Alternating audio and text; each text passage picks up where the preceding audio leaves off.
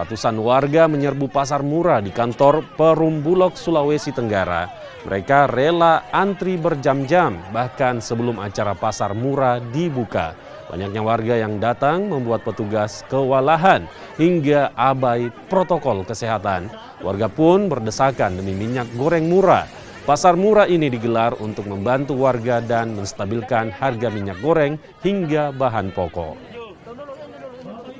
Meringankan daripada harga-harga yang dihadapi masyarakat terkait kelangkaan minyak goreng. Nah, itulah salah satu komitmen pemerintah atau kebijakan dilakukan untuk meringankan daripada untuk menstabilkan harga. Murah dalam stabilisasi sembako, namun kita fokus ke minyak goreng karena melihat situasi saat ini kelangkaan dan harga yang cukup tinggi minyak goreng. Jadi kita melakukan penjualan langsung kepada masyarakat untuk mendapatkan minyak goreng yang murah. Namun hari ini kita tetap menyiapkan gula pasir dan terigu. Kalau ada masyarakat yang berminat kita melayani.